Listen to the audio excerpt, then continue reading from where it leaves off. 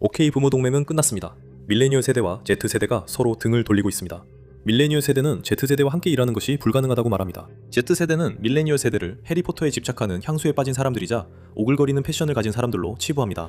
하지만 이 위기의 진실은 그보다 훨씬 더 어둡습니다. 진짜 싸움은 중산층의 남은 몫을 누가 물려받을 것인가에 대한 것입니다.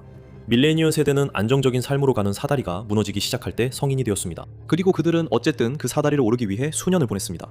Z세대는 훨씬 더 가파른 사다리를 물려받았지만 밀레니얼 세대와 달리 많은 이들은 그 사다리를 오르고 싶어하지 않습니다.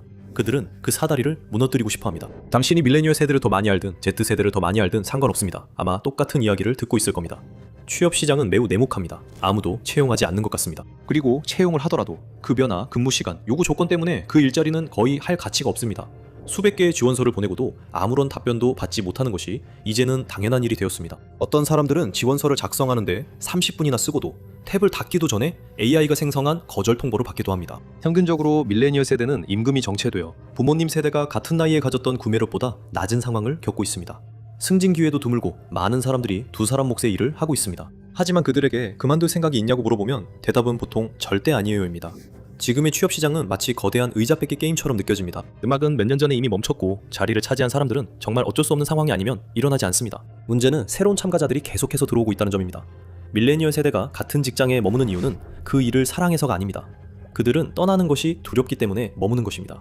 이것은 단순히 밀레니얼 세대 대 Z세대의 이야기만은 아닙니다. 베이비붐 세대는 이전 세대들보다 더 늦게 은퇴하고 있으며 그렇게 더 늦게까지 일하면서도 더 건강한 편입니다. 이것은 더 많은 베이비붐 세대와 X세대가 고위직을 유지하고 있다는 뜻이고 그 결과 밀레니얼 세대는 승진하지 못한 채 하위직이나 중간직에 머무르게 됩니다. 그 결과 일부 신입사원 자리가 40에 가까운 사람들이 차지하게 됩니다.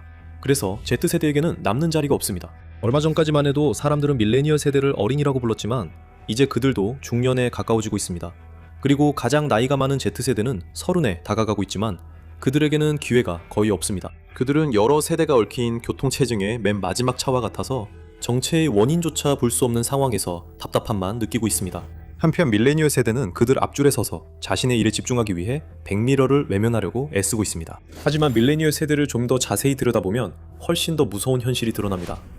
이전 세대에게 아메리칸 드림은 부와 안락함이었지만 밀레니얼 세대에게는 그저 꾸준한 월급과 기본적인 안정이 전부입니다. 밀레니얼 세대는 허슬 문화와 연관되어 있으며 많은 이들이 더 오래 일하고 쉬는 시간에도 부업을 하고 있습니다. 그리고 그것이 바로 부모님들이 그들에게 해준 조언입니다. 열심히 일하면 사람들이 그걸 알아보고 노력한 만큼 보상을 받게 된다는 것이죠. 지속적인 성공을 얻는 유일한 방법은 그것을 위해 끊임없이 노력하는 것이라고 말입니다. 그런데 왜 밀레니얼 세대는 이렇게 제자리 걸음을 하는 것처럼 느끼는 걸까요? 그 답은 10년도 더 전으로 거슬러 올라갑니다. 많은 사람들에게 2008년은 새로운 시대의 시작처럼 느껴졌습니다. 가장 나이가 많은 밀레니얼 세대는 당시 약 27세였고 대학을 졸업해 사회에 진출해 경력을 쌓아가고 있었습니다. 9.11 테러가 나라를 뒤흔든 지 7년이 지났고 이는 많은 밀레니얼 세대에게 첫 번째 위기였습니다. 하지만 미래는 밝아 보였습니다. 나라가 전쟁 중이었지만 징병제는 없었고 대부분의 밀레니얼 세대는 그 전쟁의 영향을 받지 않았습니다. 그리고 갑자기 상황이 급변했습니다. 거대한 경제 충격이 월스트리트를 강타했고 이어서 모든 사람들에게 영향을 미쳤습니다. 이 위기는 주로 서브프라임 모기지 붕괴로 인해 발생했지만 그 여파로 여러 대형 은행들이 무너졌고 다우지수는 폭락했습니다. 정부의 구제금융으로 전면적인 대공황은 피할 수 있었지만 2008년부터 2010년까지 약 870만 개의 일자리가 사라졌습니다. 이 시기는 훗날 대침체로 불리게 된 최악의 시기였습니다. 수많은 기업들이 파산했고 그 일자리들 중 상당수는 영원히 돌아오지 않았습니다. 밀레니얼 세대에게는 큰 충격이었습니다. 갑자기 밀레니얼 세대가 성장하며 기대했던 희망찬 경제는 더 이상 존재하지 않게 되었습니다.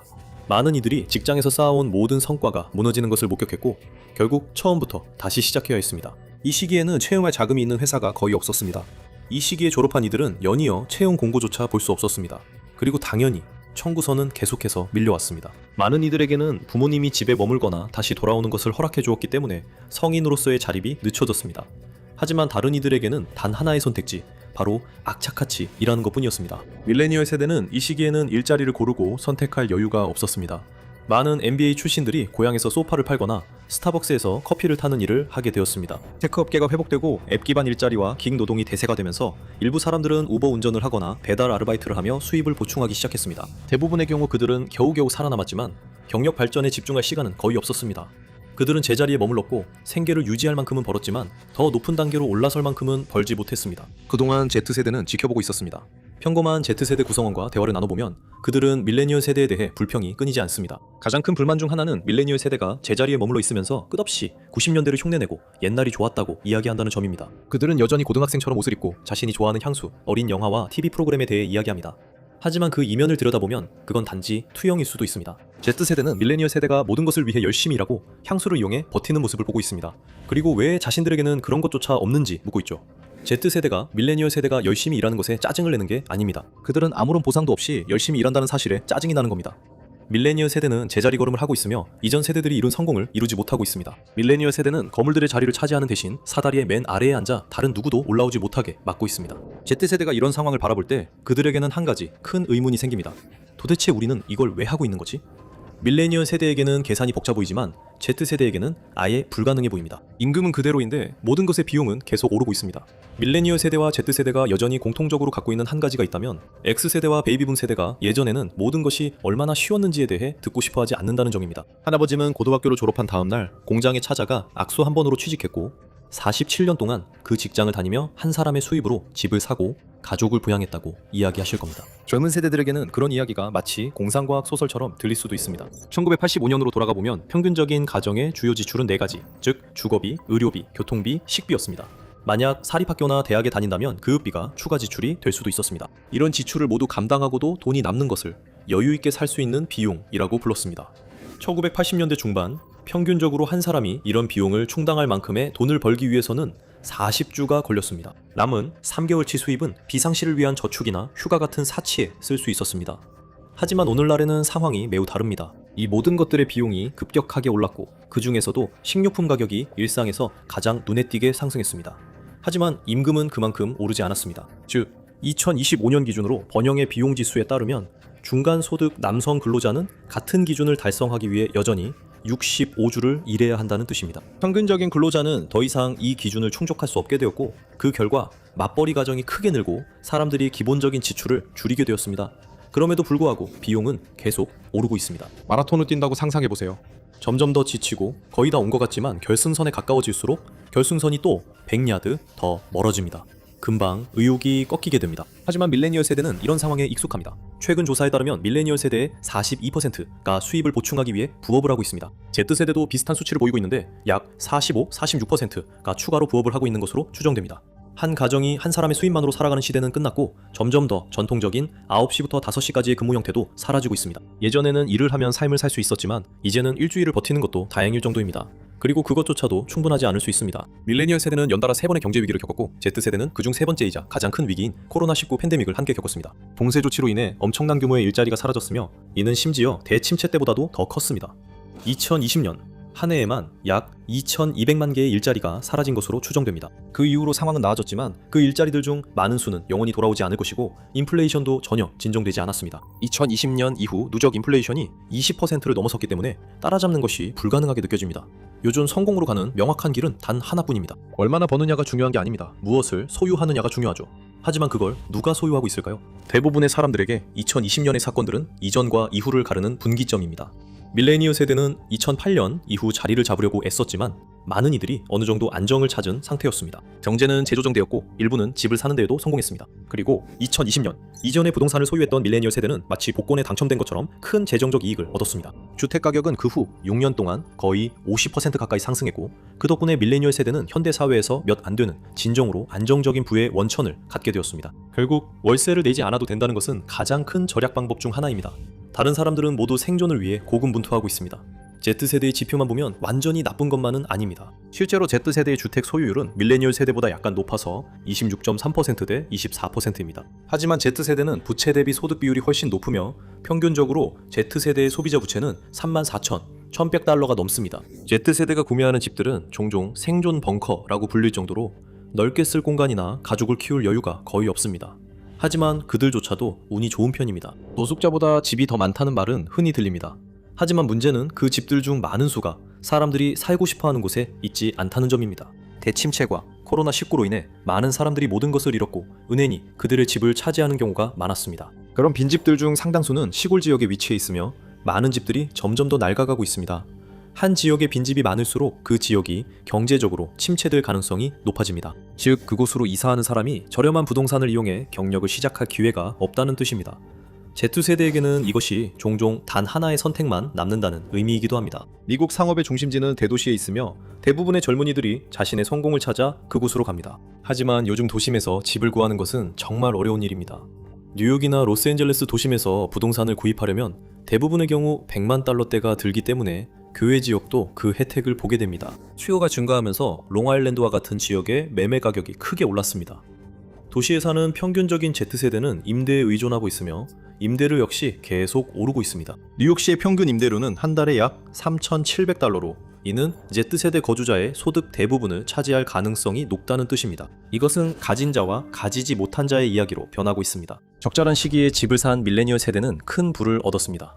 그들은 모두가 바라는 한 가지, 즉 세대를 이어갈 수 있는 부의 잠재력에 접근할 수 있습니다. 한편 다른 사람들은 덜 매력적인 부동산을 사기 위해 가진 모든 것을 쓰거나 아니면 임대료를 내느라 악순환에 갇혀 결코 벗어날 만큼 저축하지 못하고 있습니다. Z세대는 운 좋은 밀레니얼 세대를 부러워하며 점점 더 많은 것을 얻는 모습을 바라보고 있습니다. 점점 더 불만이 커지지만 사실 많은 밀레니얼 세대도 그들과 함께 그 자리에 갇혀 있다는 사실을 잘 모릅니다. 그러니 그들이 이 게임이 조작됐다고 생각하기 시작하는 게 당연하지 않겠습니까? 일에 관해서도 Z세대는 평판 문제가 있습니다. 고용주들은 밀레니얼 세대보다 Z세대를 더 높은 비율로 해고하고 있습니다. 가장 큰 불만은 약한 직업윤리, 자신의 직무 범위를 넘어서려는 의지 부족, 그리고 기업 내에서 승진하거나 직장 문화를 받아들이는데 별로 관심이 없다는 점입니다. 한편 밀레니얼 세대는 꾸준히 함께 일하기 가장 쉬운 세대로 평가받고 있습니다. 이들은 전통적인 규칙 중심의 직원들과 젊은 기술에 능숙한 직원들 사이에 다리를 놓아줍니다. 반면 Z세대는 꾸준히 가장 낮은 순위에 머물고 있습니다. Z세대가 어른이 되는데 실패한 것이 아니라 그들이 느끼기에 자신들에게 불리하게 짜여진 게임에서 경쟁하려는 시도 자체를 포기했기 때문입니다. 이들은 근무 시간이 끝나자마자 바로 퇴근하고 추가 근무 요청을 거절하거나 쉬는 날 출근하는 것을 거부하며 심지어 본업과 부업을 병행하는 경우가 훨씬 더 많습니다. 실제로 이들 중 50%는 승진을 적극적으로 원하지 않는다고 말합니다. 왜냐하면 제한되는 중간 관리자 역할이 급여는 조금 오르지만 스트레스는 크게 늘어나는 것처럼 보이기 때문입니다. 이들은 실패하는 것이 아니라 스스로 선택해서 빠져나오고 있는 것입니다. 그리고 그 이유는 밀레니얼 세대의 경고가 되는 사례에 있습니다. 밀레니얼 세대는 그 어떤 세대보다도 열정적으로 헛슬 문화를 받아들였습니다. 반복적으로 좌절을 겪으면 그렇게 되는 법이죠. 다시 일어서기 위해 뭐든지 하게 됩니다. 젊은 세대가 돈의 가치나 성실하게 일하는 것의 의미를 모른다고 말하는 베이비붐 세대들에게 밀레니얼 세대는 그 가치를 누구보다도 잘 알고 있습니다. 많은 밀레니얼 세대는 2008년 금융위기와 코로나19로 인한 경제붕괴 이후에 스스로를 다시 일으켜 세워야 했고 그 과정에서 자신을 한계까지 몰아붙였습니다. 정규직 일자리와 부업을 병행하면서 밀레니얼 세대가 주 60시간씩 일하는 것도 드문 일이 아닙니다.